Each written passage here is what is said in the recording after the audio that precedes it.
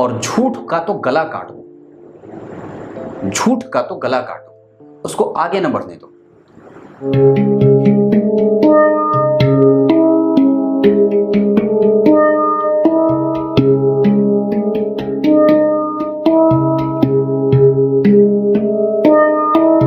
सुबह 10 बजे से लेकर 11 बजे के बीच में उपस्थित हूं आप सबके सामने। आज इनकी कुंडली लेकर के आया हूं। इनका नाम है अभिषेक और शुरू करते हैं आज का कार्यक्रम। इनकी कुंडली 2005 के हैं ये, और इनके पिता ने सामान्यतया सवाल पूछे हैं, पर ये किसी पिता के सवाल नहीं हो सकते। ये आमतौर पे सभी के सवाल हो सकते हैं, जैसे कि व्यक्ति के जीवन में धर्म का पक्ष कैसा है, सबसे अच्छा सवाल इनका ये था। उसके बाद मेरे साथ इसके संबंध कैसे रहेंगे, मैं इसको वो चीज़ दे पाऊंगा जो एक पिता अपने पुत्र को देता है। उसके बाद माता पिता, इन सब की सेवा, इसके अंदर धर्म का भाव, भाग्य का लाभ, जीवन में उन्नति आर्थिक कितनी रहेगी, सामाजिक उन्नति कितनी रहेगी। क्योंकि वस्तुतः आप, मैंने कई बार ये कार्यक्रम में बात कही है कि सिर्फ रोटी से आप नहीं जी सकते, और वस्तुतः आपको कई बार लड़ना पड़ता है, अपने अस्तित्व को बचाने के लिए कटार उठानी पड़ती है, और कई बार जो है वो अपने आप को संभालना भी पड़ता है। तो शुरू करते हैं आज का कार्यक्रम। कहीं नहीं जाना है, बिल्कुल बन के रहिएगा। सबसे पहले मैं इनकी कुंडली का पंचांग पढ़ के बता देता हूँ। फाल्गुन माह में जन्मे हैं, प्रेमी किस्म के हैं, प्रेम इनके जीवन को चाहिए और प्रेम की भाषा इन्हें बहुत अच्छे से समझ में आएगी। आप नफरत से इन्हें नहीं पोष सकते, न पाल सकते हैं। उत्तरायण में जन्मे हैं, इस वजह से आत्मबल और शुभ ग्रह का प्रभाव और जीवन में शुभ लक्षणों का दिखना ये बड़ा अच्छा होता है। वसंत ऋतु में जन्मे हैं, तो यहाँ भी व्यक्ति जो होता है वो कामी तो होता है, पर वस्तुतः सैद्धांतिक कामी होता है, मतलब वो उग्र नहीं होता। शुक्ल पक्ष के एकादशी के चंद्रमा बड़े अच्छे होते हैं, निरंकुश नहीं बनने देते, शुद्ध होता है। और यहाँ पे आपको मैं इतनी श्योरिटी दे सकता हूँ कि व्यक्ति अगर अपना काम अच्छा रखे, कर्म अगर अच्छा है, तो निसंदेह उसके संचित कर्म अच्छे हैं। इस वजह से ही उसको ग्रह अच्छे मिले हैं। अब आपको ये आगे बताऊंगा कि कैसे, क्योंकि प्रथम दृष्टया आपने देखा कि कैसे केंद्र खाली हो रहा है और लगभग 4-5 ग्रह जो हैं वो 4 ग्रह अष्टम भाव में बैठ रहे हैं, तो इस पे बात पे भी चर्चा होगी। शुक्ल पक्ष के एकादशी के चंद्रमा शुभ ग्रह होते हैं, तो ये अच्छी बात होती है। शुक्ल पक्ष के एकादशी के चंद्रमा व्यक्ति को जहाँ धन से, धर्म से, अध्यात्म से, मन से, प्रतिष्ठा से, आर्थिक तौर पे संपन्नता से, इन सब चीज़ों में व्यक्ति को सपोर्ट करते हैं और व्यक्ति को लाभ देते हैं।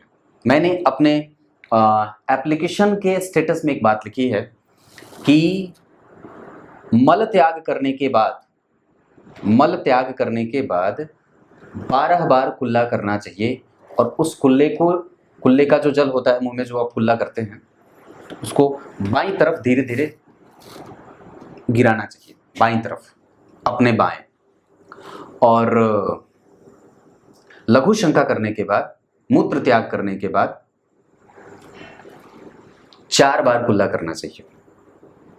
वस्तुतः कई बार ये विभिन्न वर्ण जो व्यवस्था है, जैसे वर्ण जो है वर्णाश्रम धर्म, उस पे वो निर्भर करता है, पर वस्तुतः एक सामान्य गृहस्थ को, जो गृहस्थ जीवन में है, उसको या तो मूत्र त्याग करने के बाद 4 बार कुल्ला करना चाहिए, और नहीं तो 8 बार करना चाहिए, पर वस्तुतः कम से कम 4 बार तो जरूर करना चाहिए।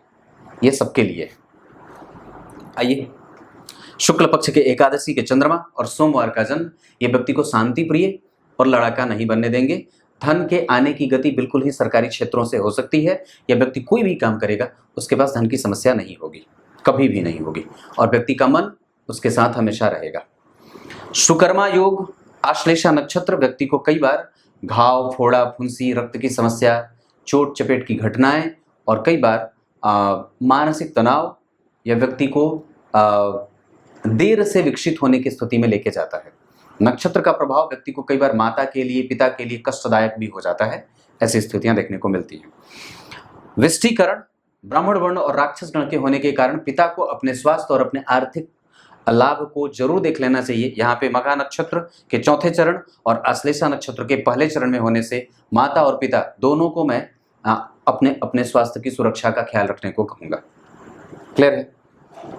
अब और निकट आ जाइए और आपको मैं यहाँ पे इनकी कुंडली से आपका परिचय कराता हूँ। आपकी कुंडली सिंह लग्न की बनी है, मतलब मूलतः जो गुरु होंगे और मंगल होंगे और सूर्य होंगे, ये इस कुंडली के कारक ग्रह होंगे। और 5 नंबर जो यहाँ लिखा है वो वस्तुतः यहाँ लिखा होना चाहिए, लेकिन ये भाव यश, कीर्ति, मान, सम्मान, पद, प्रतिष्ठा, कुल, प्रेम, परिणाम, दाम्पत्य, मंत्र, पूर्वजन्म आदि आदि आदि चीजों का होता है। पर इन सब चीजों की जो स्थिति है वो लग्न में बन जा रही है, मतलब इस भाव का जो अधिपति बनता है मूलतया वो लग्न में बैठा है, यानी कि व्यक्तित्व के व्यक्तित्व में इन सब चीजों का समाहित होना देखा जाएगा। पर गौर करिए तो ज्योतिष का ये सिद्धांत और सूत्र है कि केंद्र अगर खाली हो जाए तो कुंडली को थ्रस्ट पावर कम मिलता है। जैसे आप कोई सैटेलाइट भेजा जाता है तो उसमें प्रणोदक डाले जाते हैं ताकि उसको बल दे अंतरिक्ष में स्थापित करे और कक्षा में स्थापित करने के लिए। तो अगर कुंडली के केंद्र में ग्रह हो जाते हैं तो उससे कुंडली के जातक को बल मिलता है। तो केंद्र खाली होने से, और मैंने चलित कुंडली में भी देखा है तो कोई भी ग्रह केंद्र में नहीं है, लेकिन उससे घबराने जैसी कोई बात विशेष नहीं होगी, क्योंकि नवांश कुंडली में गुरु उच्च के हो जा रहे हैं। जो यहाँ पे कन्या राशि के राहु केतु के संपर्क में थे, यहाँ पे गुरु उच्च के और बुध जैसे शुभ ग्रह केंद्र में, और यहाँ पे चंद्रमा धनु राशि के जिसके अधिपति उच्च के यहाँ बैठे हैं। शुक्र यहाँ पे अच्छी हैं स्थिति में, सूर्य यहाँ पे थोड़े कमजोर होंगे लेकिन दाम्पत्य टूटने नहीं दें, और शनि यहाँ पे जन्म कुंडली में पंचम भाव पे इनकी दृष्टि है जो कि सप्तम के अधिपति होकर के बैठे हैं। ये ग्रह स्थिति नवांश कुंडली की। अगर लग्न कमजोर हो तो हमें नवांश पे फोकस बढ़ा देना चाहिए और वहां से अच्छी चीजों को ढूंढने का प्रयास करना चाहिए कि कहां से ऑप्टिमिस्टिक जो है वो रे आ रही है, आशावादी किरण आ रही है। वहीं आप दशमांश कुंडली में अगर देखेंगे तो लग्न के अधिपति का लग्न में बैठना और जन्म कुंडली में लाभ के अधिपति का लग्न में बैठना शुक्र का, ये अच्छी बात होगी। और व्यक्ति के आत्मबल की वृद्धि, शनि सपोर्टिव, यहाँ पे दशम स्थान के अधिपति का जन्म कुंडली में छठे में जाना, कर्म क्षेत्र में थोड़ी सी जो है वो कमजोरी देखी जाएगी, प्रतियोगिता रहेगी। और वस्तुतः यहाँ पे राहु और चंद्रमा के ग्रहण से व्यक्ति को शिव जी की पूजा और सूर्य की आराधना करनी चाहिए। ये दो चीजें होती हैं, पर इन चीजों को अभी मैं थोड़ी देर के लिए रोकता हूँ और आपको सबसे पहले इस कुंडली में सूर्य पे लेके आता हूँ। सूर्य जो है वो अष्टम में बैठे हैं, लग्नेश, तो कई बार व्यक्ति को स्वास्थ्य से संबंधित समस्या होती है, जीवन में आगे बढ़ने में मशक्कत होती है। पर वस्तुतः यहाँ पे रिसर्च क्षेत्र बहुत बढ़िया होगा, व्यक्ति रिसर्च में जा सकता है, उच्च शिक्षा के क्षेत्र में जा सकता है, क्योंकि शुक्र उच्च के हैं। बुध जो है वो यहाँ पे शुक्र का कई बार उच्च भंग करना चाहेंगे, जो कि होगा भी, लेकिन अष्टम भाव में शुक्र कभी भी खराब परिणाम नहीं देंगे। पेट का रोग देने के अलावा पेट के रोग से संबंधित समस्या हो सकती है। राहु वहां मीन राशि के बैठे हैं जिसके अधिपति गुरु से देख ले रहे हैं, इस वजह से राहु के पास भी एक बल है। परंतु अष्टम के राहु और अष्टम के शुक्र, अष्टम के सूर्य और अष्टम के बुध व्यक्ति के जीवन में बुद्धिशाली होने का प्रभाव तो देंगे, और केंद्र में एक ग्रह यहाँ, 3 ग्रह यहाँ, एक ग्रह यहाँ और एक ग्रह यहाँ, यानी कि 1 2 3 4 5 जन्म कुंडली में नवग्रह, नवग्रह में से 2 राहु केतु हटा दीजिए तो बाकी बचे 7। तो 3 यहाँ बैठ गए 1 भाव में, 1 यहाँ बैठ गए 2 भाव में, 1 यहाँ बैठ गए 3 भाव में, 1 यहाँ गुरु और 1 यहाँ मंगल, यानी कि 1 2 3 4 5 ही घर में जब सारे ग्रह बैठ जाते हैं तो इसे अच्छा माना जाता है, बुद्धि के लिए, धन के लिए, ज्ञान के लिए, वैभव के लिए, संपन्नता के लिए, आर्थिक तौर पे मजबूती के लिए और व्यक्ति को परिपक्व बनाने के लिए।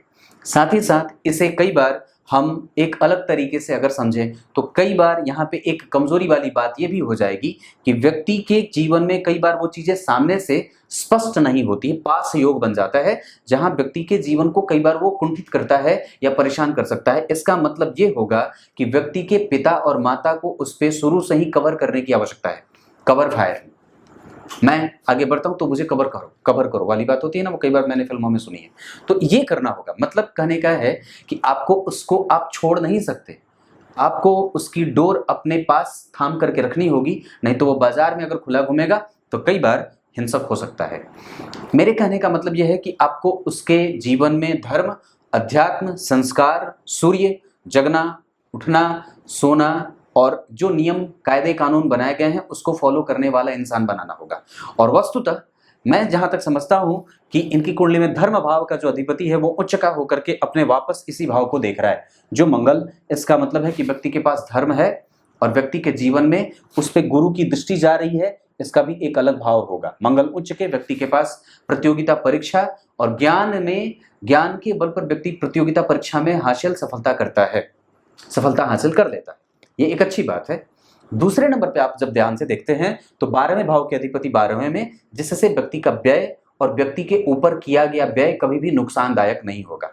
चंद्रमा स्वग्रही और मंगल उच्च के, इसका मतलब है कि व्यक्ति के जीवन में कभी भी विपरीत परिस्थिति में जाने और उस पर कहीं से भी किसी भी तरीके से अपने आप को परेशान करने वाली स्थिति नहीं है।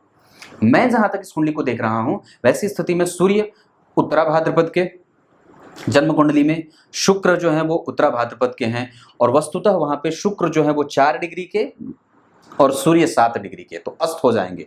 इसका मतलब है कि व्यक्ति के करियर वाले पोर्शन को लेकर के चिंता एक बार दिख रही है। हालांकि फिर भी वहां पे सूर्य के साथ वो बैठे हैं जो कि लग्न के अधिपति हैं, तो लक्ष्मी संपन्न योग जरूर बनेगा, जो व्यक्ति को कई बार खनन या तकनीक या फिर आईटी सेक्टर या फिर सॉफ्टवेयर के क्षेत्र में काम करवाने वाला, ज्ञान के क्षेत्र में काम कराने वाला होगा। वो बुद्धिशाली होगा, बुद्धिमानी से काम करने वाला होगा, वो पुस्तक के बल पर ज्ञान और धन अर्जित करेगा, इधर उधर से नहीं। ये पहली बात है। शुक्र उच्च के अष्टम भाव में व्यक्ति को सूक्ष्म अन्वेषण करने वाला, बुध वहां बैठे हैं, इस वजह से बुद्धिशाली और इतना ज्यादा तार्किक हो जाए कि कभी भी किसी से हारे नहीं। पर वहां पे वात पित्त और कफ का अनकंट्रोल्ड होना भी देखा जा सकता है, जिसके कारण व्यक्ति को हमेशा ही आयुर्वेदिक उपचार की आवश्यकता भी पड़ सकती है, या उपचार करें तो आयुर्वेदिक ही इलाज की शरणागति लेनी चाहिए। ये बात भी देख रहा हूं। कई बार व्यक्ति का जो मेंटल स्टैब्लिशमेंट होता है वो बहुत अच्छा होता है, उस पर किसी भी तरीके की कोई समस्या नहीं होती है, क्योंकि जब आप केंद्र में चंद्रमा को रखेंगे तो ये अच्छी बात होगी। साथ ही साथ आप जरा गौर से देखें तो सूर्य जहां बैठे हैं वहां से शनि जो है वो आगे बैठे हैं, सूर्य जहां बैठे हैं वहां से चंद्रमा 5वें बैठे हैं, और सूर्य बुध और शुक्र इन सभी के ऊपर गुरु का प्रभाव, जो कौन है, पंचम भाव के अधिपति। तो लग्न के अधिपति के ऊपर जो सूर्य हैं उसके ऊपर पंचम भाव के अधिपति के देख लेने से यश, कीर्ति, मान, सम्मान, पद, प्रतिष्ठा, गौरव और नैतिक तत्वों का और नैतिक मूल्यों का संरक्षण व्यक्ति कर लेता है अपने जीवन में। इसके लिए कभी भी कोई समस्या नहीं है। और एक बार चंद्रमा जो है वो जन्म कुंडली में स्वग्रही होकर के बैठे हैं, आश्लेषा के बैठे हैं, जिसके अधिपति बुध जो है वो नीच के हो रहे हैं। इस वजह से कई बार व्यक्ति के डिसीजन मेकिंग कैपेसिटी में कमजोरी देखी जाएगी, जिसमें आपको सहायता देनी होगी और आपको उसकी सहयोग की आवश्यकता पड़ेगी, जहां पे आप कई बार उसको जो है वो थोड़े से बिल्डअप करने में आपको बल देना होगा, जहां पे वो क्या कर रहा है, क्या देख रहा है, कहाँ जा रहा है, किससे मिल रहा है, मित्र कैसे हैं, शत्रु कौन है, और उसके जो छोटी छोटी कमजोरियों को आप इनकाउंटर करते रहिए, उसको बताते रहिए। एज ए टीचर नहीं, एज ए मित्र, एज ए फ्रेंड, जैसे कि जो एक बड़ा भाई जो उसको हमेशा ही बताता रहे कि ये कमजोरी है, यहाँ से इस चीज को हटाओ। पिता के भूमिका में आप नहीं हो सकते, आप उसके बिल्कुल ही प्रेमी के भूमिका में हो सकते हैं, जो बिल्कुल प्रेम करे। शुक्र के राशि बने होने के कारण यहाँ पे ऐसे भाव की जागृति होनी चाहिए। अनुभव से युक्त ज्ञान का लाभ बिल्कुल व्यक्ति को मिलता रहे, और साथ ही साथ व्यक्ति धन का लाभ भी प्राप्त करेगा। और द्वितीय भाव में गुरु बैठे हैं, जो पंचम भाव के अधिपति होने के साथ साथ अष्टम के हैं, तो पिता से लाभ भी व्यक्ति प्राप्त कर लेता है।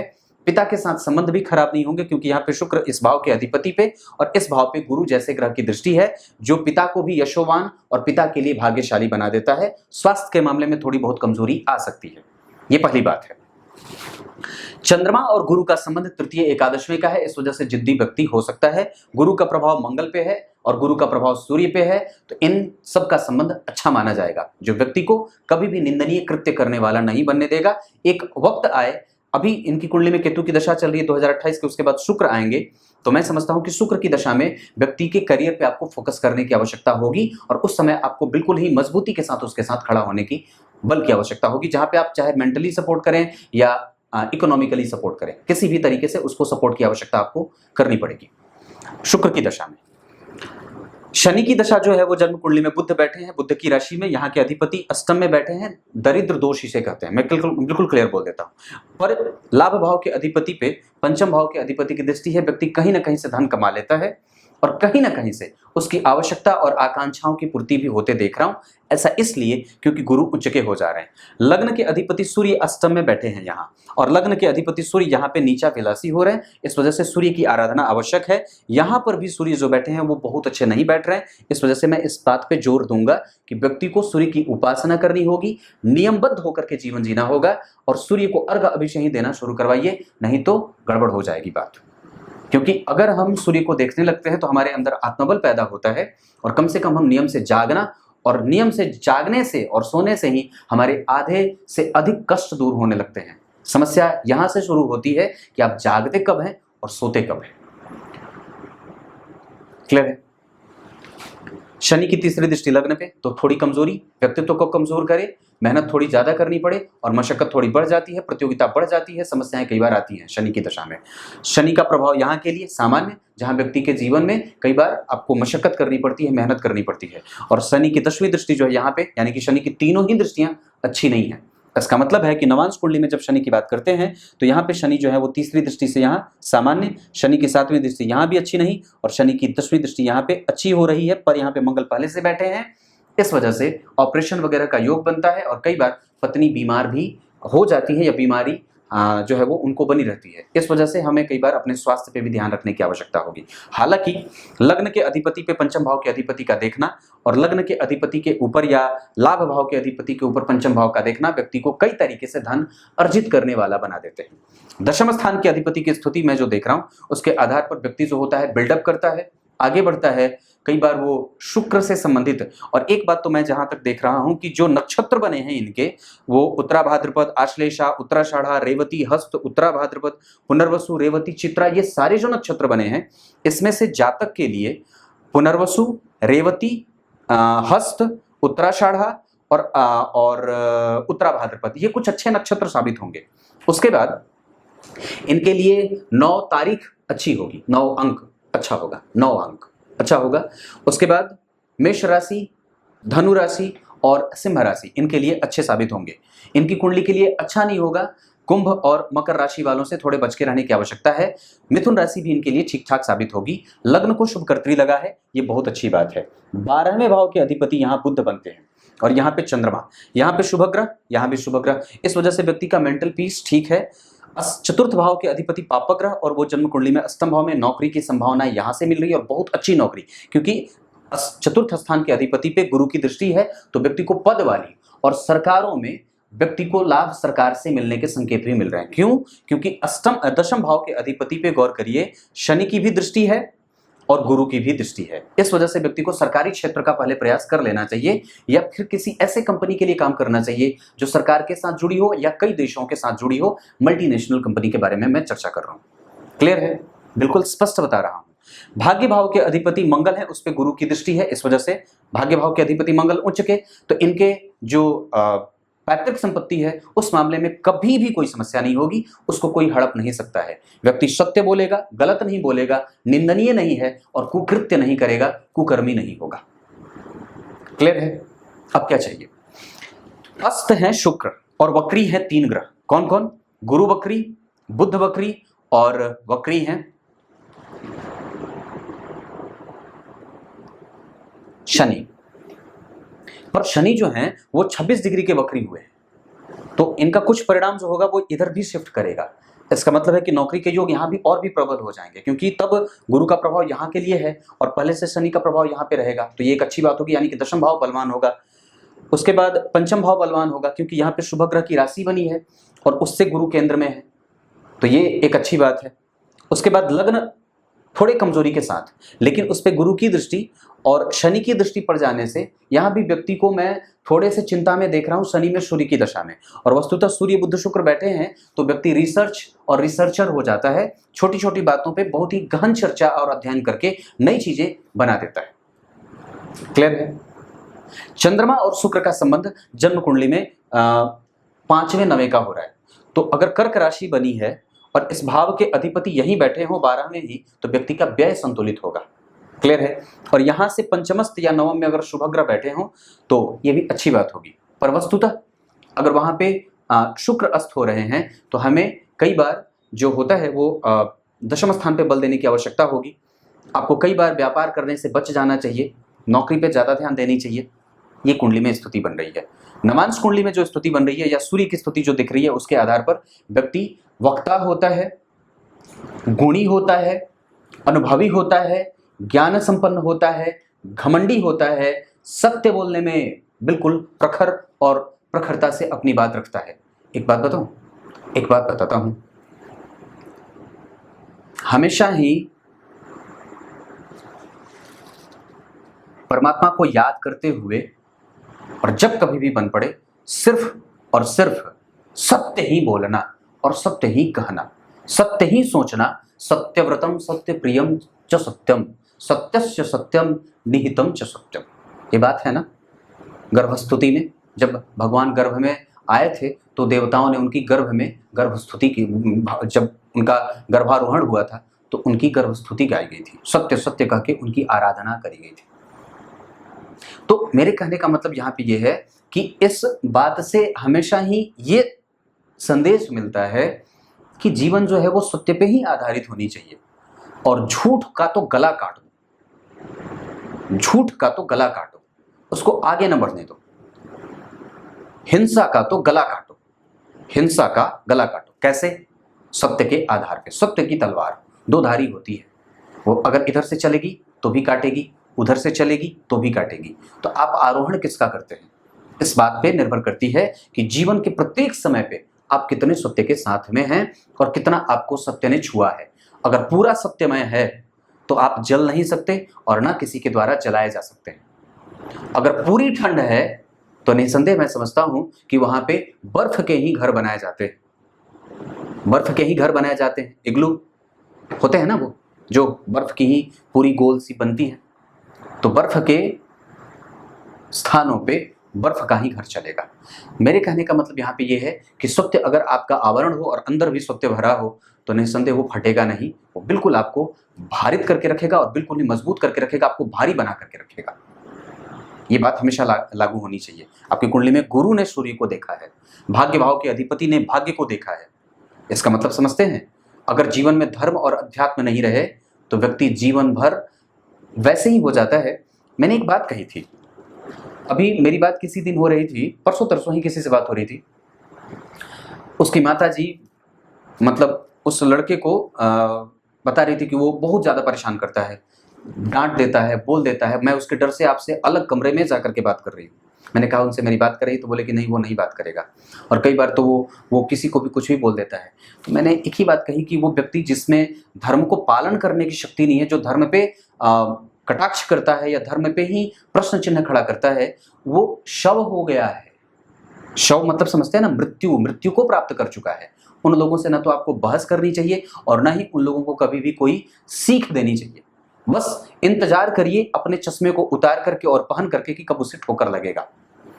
क्योंकि मेरे पास ज़्यादातर जो कुंडलियाँ आती हैं वो दो तरह के लोगों की आती हैं, एक जो व्यवसाय से लुट चुके होते हैं और दूसरे जो जीवन भर मटरगस्ती करते हैं और अंतिम समय में उनके ग्रहों को याद करने की फुर्सत मिलती है। अब क्या बताऊं, षडबल में मंगल बलवान है, शुक्र अच्छे हैं। इस कुंडली में अगर ग्रह स्थिति देखेंगे तो आपको आरंभ में बल लगाने की आवश्यकता होगी। मैं समझता हूं कि इनके लिए गणेश जी की पूजा सबसे ज्यादा आवश्यक होगी। बच्चा जब थोड़ा बड़ा हो जाए तो, या बच्चा तो अभी 2005 के हैं तो बड़े तो हो ही गए, 17 साल के हो गए, आप क्या चाहते हैं? 17 साल में तो व्यक्ति बहुत कुछ सोचने लगता है। तो 17 साल के हो गए हैं, नियमबद्ध होइए, पालन करिए और जितना ज़्यादा हो सके अपने आप को नियम में ढालने का प्रयास करिए। अच्छे मित्र बनाने की आवश्यकता है, क्योंकि चतुर्थ स्थान के अधिपति छठे में जा रहे हैं, यह ठीक नहीं होता है।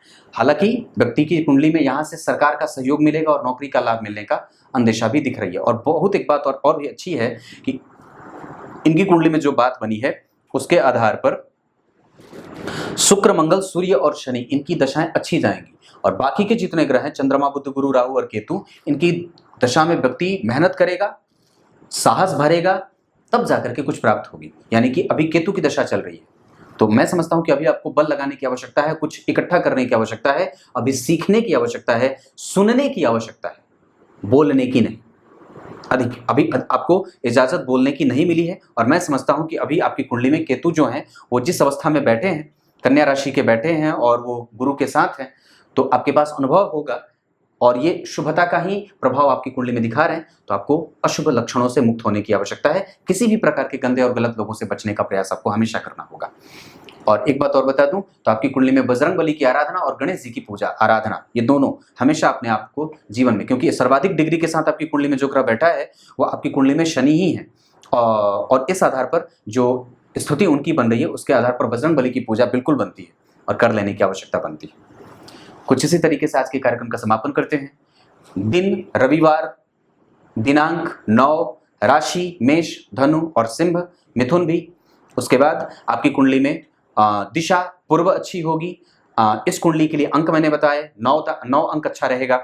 इस कुंडली के आधार पर बहुत अच्छे बने हैं गुरु, बहुत अच्छे बने हैं शनि, बहुत अच्छे बने हैं चंद्रमा, बहुत अच्छे बने हैं शुक्र और सूर्य भी अच्छे बने हैं। पर यहाँ पे आपको अपने आत्मबल पे हमेशा काम करने की आवश्यकता महसूस होगी।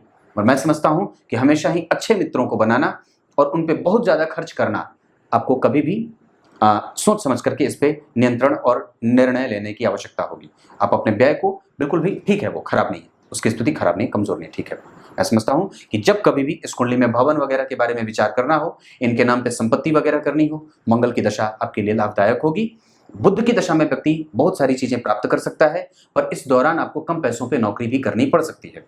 आपकी कुंडली में जो सूर्य की दशा है वो कई बार पेट से संबंधित समस्याएं पैदा कर सकती हैं, इस वजह से उनका ख्याल रखना होगा।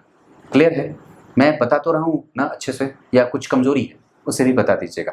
आपकी कुंडली में षडबल में थोड़े सारे ग्रह थोड़े कमजोर हैं, इस वजह से इस कुंडली को बल लगाने की आवश्यकता जरूर होगी, क्योंकि वस्तुतः कोई भी ग्रह इस कुंडली में दिग्बली नहीं है।